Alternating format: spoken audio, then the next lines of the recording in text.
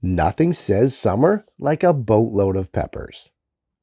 So many varieties to choose from, each one tastier than the next. Lucky for us, peppers are highly prolific once they hit their stride. Sometimes though, in some seasons, this powerhouse crop hits a wall. And if your summer is finite like mine, with fall looming on the horizon, well, your harvest may be in danger of running out of time. Hi, I'm Jeff from the Ripe Tomato Farms.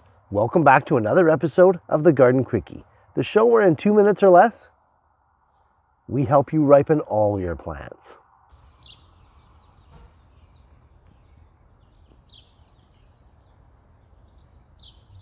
And today's episode is all about ripening those peppers. Time short as always, quite literally this time, so let's get into it. The ripening of your peppers is going to go hand in hand with the maturation cycle of the plant itself. Truly, with pepper plants, there's nothing we can do to change the nature of this. However, we can speed up the process as well as move any possible roadblocks.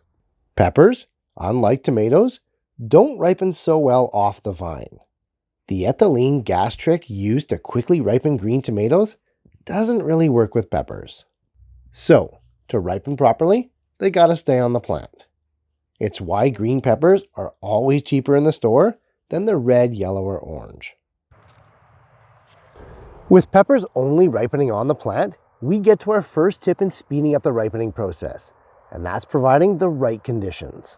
To get the absolute fastest growth, and thus those quick harvests, peppers' needs must be met all the time, but especially at the end of the maturation cycle. Moist, but not overly wet soil that's neutral to slightly acidic in pH. As much sun as you can possibly give the plants, and a balanced nutrition from flowering onwards. All of these things can be corrected on the fly, so if you're starting to see a pepper slowdown, well, this is where I'd start. Another way to speed up ripening is to remove any of those excess flowers. Maturing fruit takes resources, and anything else on the plant sapping away those resources, well, that's a roadblock and it's going to slow it down. Flowers can do this, but so can excess foliage. So, I remove all those flowers that I know won't have the time to produce a viable fruit. As well, I trim some of that excess foliage at the bottom of the plant because that's a resource hog too. And on that same note, this gives us our final tip. Pick the fruit as it's ready. Ripe peppers left on the plant are also a drain on those same resources. The more you pick, the more you harvest, and the faster those existing ones on the plants grow. What could be better than that? Nothing, except maybe watching the next episode of the Garden Quickie. Thanks for watching, guys.